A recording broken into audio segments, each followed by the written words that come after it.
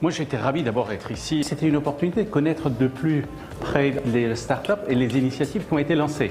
Non pas uniquement des startups, il y avait aussi des entreprises, des plus ou moins grandes entreprises qui ont lancé un certain nombre d'initiatives. Tout ceci est extrêmement intéressant de voir, valoriser, comprendre et plutôt aussi penser aussi à notre industrie en se demandant tout ce qui a été développé ou la majorité de ce qui a été fait, comment est-ce qu'on peut les adapter chez nous.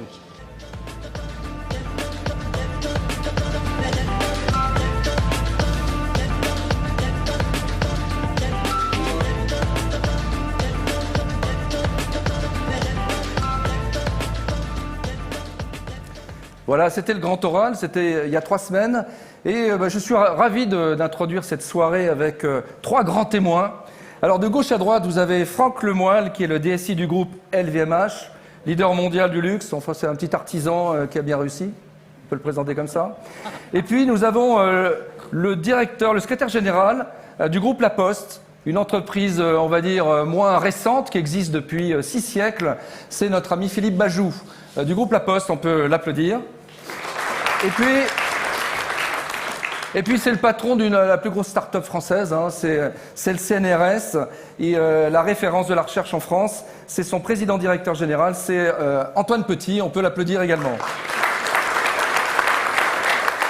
On a beaucoup parlé de transformation depuis le début de cette soirée. Eh bien, j'en ai un acteur qui fait ça H24, mais pour vous le présenter, regardez ces images.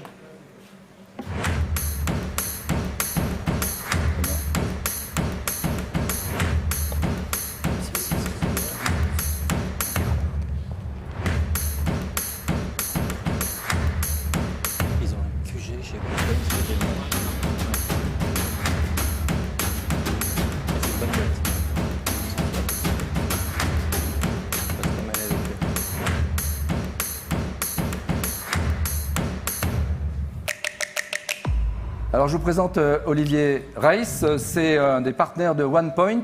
Alors une particularité, tu as rejoint OnePoint, mais tu étais créateur d'entreprise à l'origine de ta vie professionnelle. Oui, tout à fait. Moi j'ai toujours associé l'entrepreneuriat dans la tech, hein, ce qui est mon fonds de commerce. Moi je crois beaucoup à la marque France.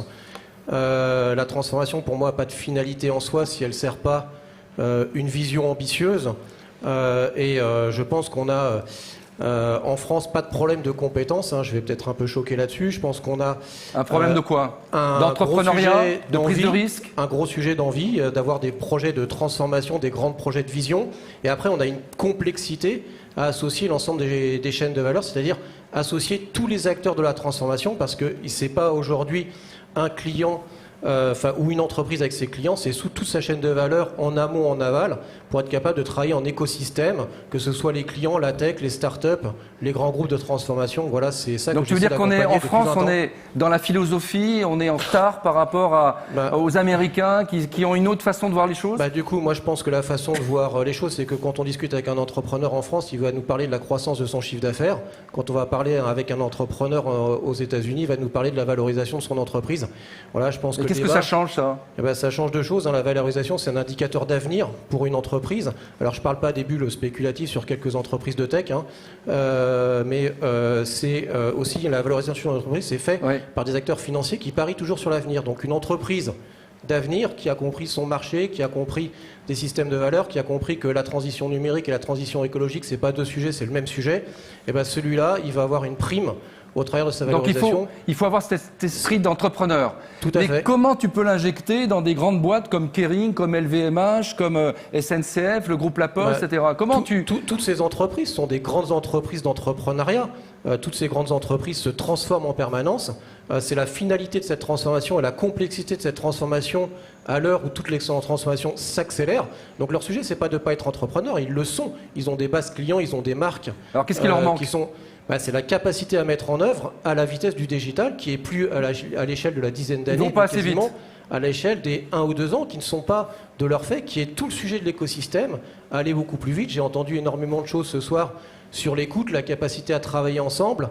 Je pense que l'envie doit transcender tout ça. Et surtout, utilisons nos marques françaises parce que pour faire des champions français qui vont conquérir l'international et pas effectivement qu'on soit une terre de prédilection pour les États-Unis et la Chine. Une marque française, Nicolas Gauthier de Kering, donc il faut aller plus vite, il faut entreprendre, il faut prendre des risques.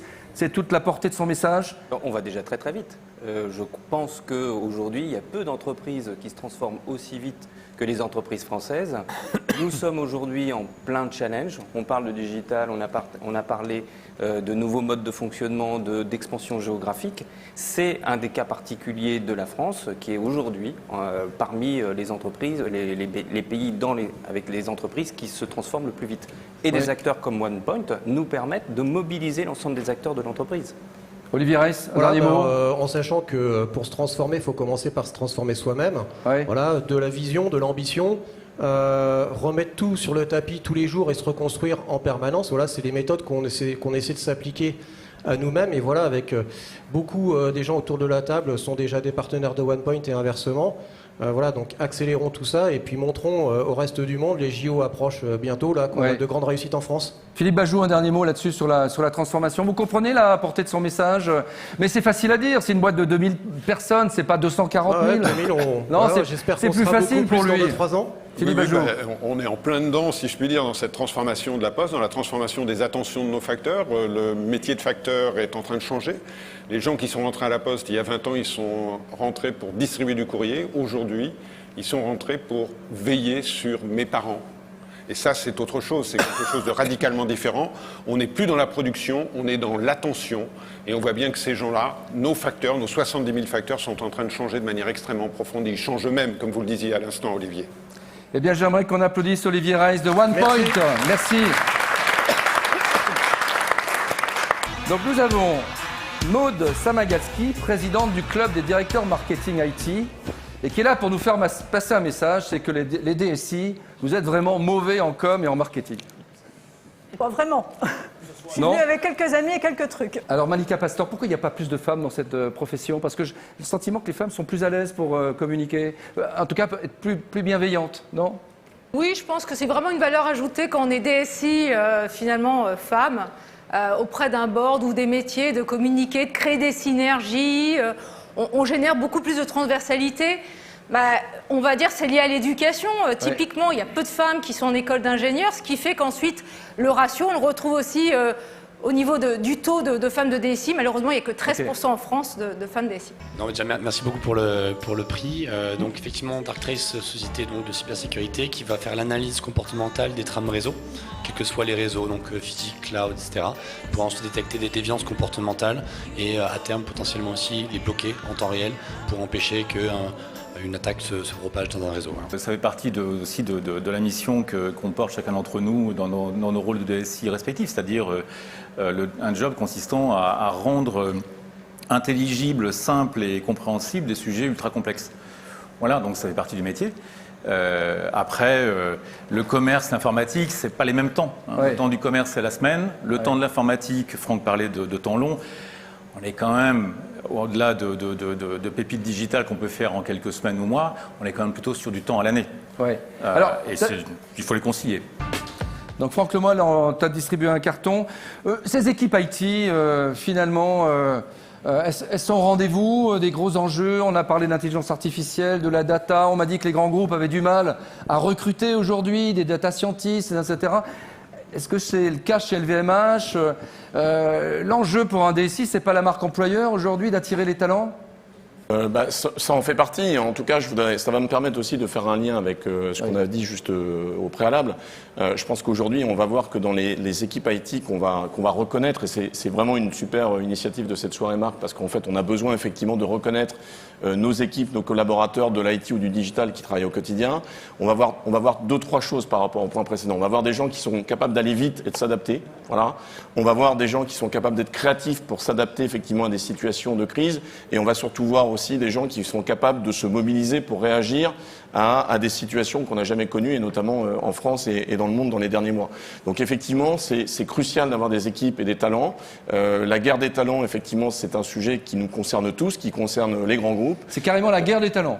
disons qu'en tout cas, il y a un challenge effectivement très fort. On est sur un marché où il y a une explosion des technologies, il y a une explosion de la demande, et il est certain qu'on doit effectivement créer les conditions pour recruter tous ensemble les meilleurs. Et une fois de plus, l'interconnexion avec les startups, avec le monde de l'innovation est aussi une voie qu'on doit exploiter au quotidien pour aller plus vite sur ces sujets-là. Oui, c'est le thème de mon dernier livre. Ça polarise l'économie, la société et la politique, avec le risque évidemment qu'il n'y ait plus personne au milieu. Typiquement, la disparition des classes moyennes depuis 30 ans, ça a été extraordinairement accéléré par les technologies. C'est pas être technophobe que dire ça. Je pense qu'il faut juste être technosophe, c'est-à-dire avoir une sagesse de la technologie aujourd'hui. Et je pense que tous les DSI qui sont là autour de la table sont tout à fait conscients du fait que ces technologies sont quelque part des armes qui vont être utilisées pour le meilleur et pour le pire. C'est un peu comme vous savez, pharmacon en grec, c'est à la fois le poison et le médicament. Est-ce qu'au fond, c'est pas à nous, à vous, d'inventer l'usage du numérique qui va correspondre aux valeurs qui peuvent être les valeurs d'un pays ou les valeurs d'une entreprise. Et en fait, c'est ça, à mon avis, le grand challenge. C'est qu'on invente un usage du numérique qui soit au bénéfice du plus grand nombre. Et je dis ça sans être démago, mais je crois que ce que vous dites, c'est qu'aujourd'hui, c'est vrai, le numérique, il est en train d'être profitable à un petit nombre de structures qui peuvent être les GAFA, enfin bref, on les connaît tous. C'est une réalité. Oui, mais est-ce qu'au fond, justement, c'est pas ça le challenge, c'est d'inventer cet usage du numérique pour le plus grand nombre? Du coup, chez Pernod Ricard, on a plus de 50 filiales qui partagent de la donnée via du rapport ou via du data lake. Et on a eu ce challenge de centraliser tout via un portail unique pour permettre à tous les collaborateurs du groupe d'accéder à la donnée, d'où le data portal. Alors Nicolas Gauthier, vous avez un enjeu considérable, c'est de développer les marchés asiatiques, surtout chinois. C'est compliqué aujourd'hui pour les marques françaises de s'installer sur ces marchés? Non. Alors d'abord, je ne suis pas le seul à avoir cet enjeu. Il y a LVMH aussi, L'Oréal notamment, mais on est très nombreux. Je n'ai pas de recette magique, je peux juste constater. Effectivement, c'est assez difficile parce que les pratiques que l'on a habituellement pour pouvoir développer une présence dans d'autres pays ne marchent pas en Chine. Il faut développer depuis la Chine. Il faut développer la Chine depuis la Chine. Et si possible avec des Chinois, parce que sinon on ne va pas profiter de leurs technologies qui sont extraordinaires. On utilise, je ne sais plus qui l'avait mentionné, on utilise beaucoup les technologies plutôt américaines. Et très clairement, en Chine, qui est devenue un champion technologique, il faut pouvoir bénéficier de ces technologies qui ne marchent plus en Chine. Ok. Voilà, vous n'avez pas intérêt de vous regrouper entre grandes marques françaises et européennes pour faire des économies, pour vous installer Avant même de vouloir faire des économies, déjà le partage de bonnes idées, c'est ce qu'on fait là ce soir, je crois. Philippe Bajou, je sais que c'est la première fois que vous participez à IT Night. Qu'est-ce qu'il faut retenir de cette soirée, finalement? Écoutez, je crois qu'il faut retenir d'abord un formidable dynamisme, une dynamique de l'innovation qui est exceptionnelle. Je veux féliciter les lauréats. Je veux aussi remercier tous ceux qui ont participé et qui ont montré ô combien l'innovation IT et numérique est puissante dans notre pays. Je crois que c'est ça qu'il faut retenir principalement. La deuxième chose qu'il faut retenir de mon point de vue, c'est que l'intelligence artificielle et le traitement de la data sont encore devant nous en termes de puissance, en termes de potentialité. C'est quelque chose d'extrêmement fort que nous avons devant nous. Alors évidemment, avec ça, il faut qu'on traite correctement, et on l'a vu parmi les innovateurs, ils s'en préoccupent. Ils se préoccupent de la question de l'intégrité de ces données, de la question de l'éthique, des questions de la conformité. Et donc, c'est quelque chose qui est en train de naître. Il faut qu'on arrive à marier les deux, et c'est ce qui fera de l'innovation, du traitement du numérique, à la française, quelque chose de puissant encore pour notre économie et pour cette sortie de crise qu'on attend toutes et tous. Eh bien, ça sera le mot de la fin.